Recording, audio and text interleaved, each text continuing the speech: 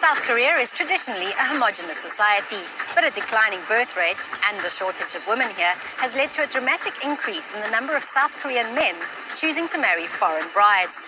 While some of these unions do succeed, it has led to an escalation in the number of sex trafficking, domestic violence, and suicide cases. I'm Kathy Hearn. On this edition of 101 East, we take a look at South Korea's booming industry in mail-order brides.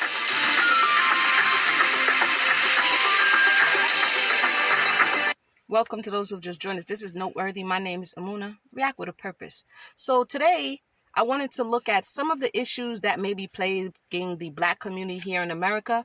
There are similar outcomes in other countries for very different reasons. And so there is an issue or a shortage in available women in South Korea.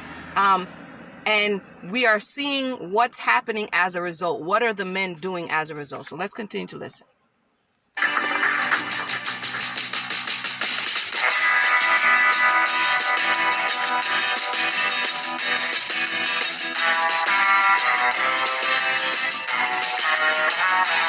Korean women have no longer wanted to do this housework, elderly care work, child care work that they used to do.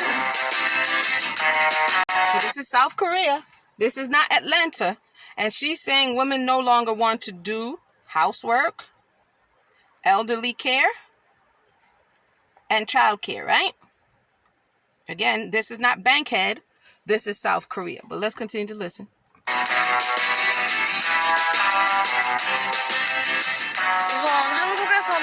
When people get married in Korea, there are many restrictions on the women. We're expected to do all the housework and take care of the mother-in-law.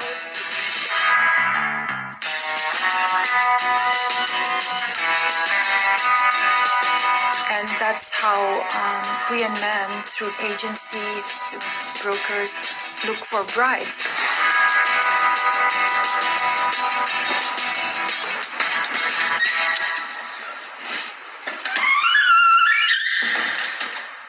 A 45-year-old businessman Sang-won Park is a man on a mission. Park is looking for a wife. But in his hometown of Daegu, a few hours' drive south of Seoul, there's a shortage of available women. Korean women are nice, but their expectations are so high, and they are too focused on a man's occupation and social status. Pause. Does that sound like the manosphere of Korea?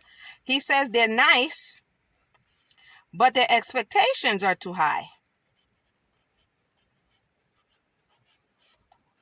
And they're looking for this high-value Korean man. They're looking for status. I thought this was mostly a Black woman problem, and I heard that women in other cultures, no one else has this problem. This is why I'm coming to this, because I told you guys I took issue when people overgeneralize. That's one of the logical fallacies, when you overgeneralize and you don't have any supporting facts. So this is South Korea. Like I said, this is not New York City, and this is not Tennessee or Florida. This is South Korea, and there's a woman shortage, available woman shortage, and his reasoning is they're all right, but they have too many high expectations. Let's let him continue. They also have a tendency to ignore their husbands and be headstrong. Bong Soo-jang is also a client. I'm sorry. I don't. So he's not. He said headstrong. I thought that was the angry Black woman. So-called, right? Headstrong and ignore their husbands. I'm not saying any of this is right. I'm just saying the stereotypes of the submissive Asian or the docile Latino, all of these stereotypes, or the angry Black woman, all these stereotypes that are put on women is just, again, objectifying them and not seeing them for what they are. So the men of this culture, which would be the Korean man for the Korean woman, he's saying in his perspective what he's experiencing. So are we not going to listen to what he's saying as regards to what he thinks? We're looking over the fence and saying this is happening in somebody else's place.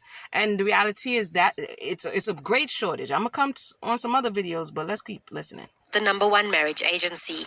He's a web designer who runs his own business from home. When I go on dates with Korean women, they want to know if I have a stable income, rather than looking at what kind of person I am. These things put me off. Wait. They're dropping dimes. He says when he goes, they want to know, do you have a stable income? It may not be the $10,000 high value income, but they want to know, do you have a stable income, and not about his personality. This is what he's saying. And it's off-putting. These are Korean women.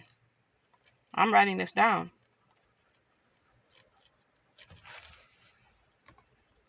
The contributing factor is Korean television dramas.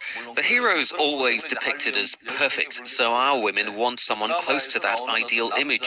To put it positively, I could say our women have developed high standards, but to put it negatively, I'd say they're simply too fussy. Huh. They are also simply too few. There's a significant gender gap in Korea due to a traditional preference for sons. Whoop. He says on one side, I could put it positive and say they have high standards. On the next side, I could say they're too fussy. It's all about how you look at it, right? And now they're going to go to their solution. He blamed it on television. But question, who's producing the media on television? Who are the writers on television in Korea? If it's a male-dominated space, then who is perfecting these images and feeding it to this Disney-esque image and feeding it to them? So now she's going to go into the thought that the males had more value. And let's continue. And the gap has widened further, with falling fertility rates and more women choosing to focus on their careers instead of saying I do to marriage. They want autonomy, they want independence. So Korean men are increasingly looking into poorer countries in Southeast Asia where they stereotype women as more docile or subservient. At first, I was quite skeptical. Did you hear what she said? She said the women want the autonomy, the birth rates are falling, and the men, the Korean men, are looking into poorer. What is the connection? They're looking into poorer Asian countries because the women are more docile. Is there a connection between advancement technologically and the attitudes of women? What they expect. If you're going to a poorer country, it's akin to when immigrants come into the United States. The thought is that they may be more inclined to do jobs that people who are presently in the United States no longer want to do because they're coming from a place where this is a level up. But once they come into the place and they now have leveled up their lives, they no longer want to do their job and they have to find another underclass to come in. That's what's actually happening now.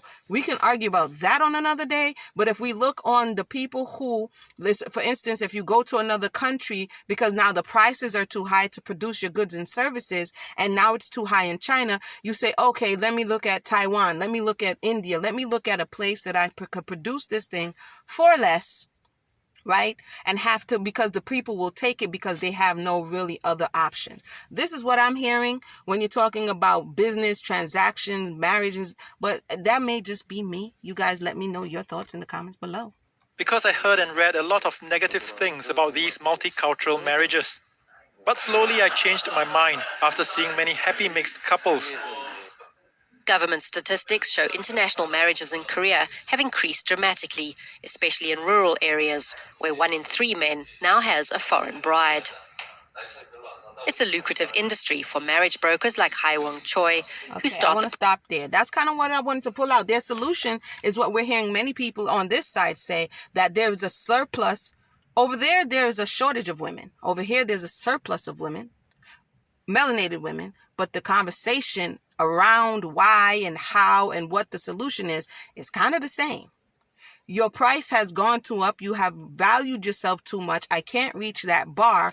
I'm going to go and look for someone who will accept less and still be willing to give me the things that I'm looking for, good, bad, or indifferent. We could argue about that or discuss that another day, but I'm just looking at the similarities between here and there, and the surplus of men, the small amount of women, but the same talking points. Let me know your thoughts. This is in Korea. Next, we're going to check out what's going on in China and see if there's a difference there. With that said, thank everybody for tuning in. My name is Amuna. This has been Noteworthy. React with a Purpose.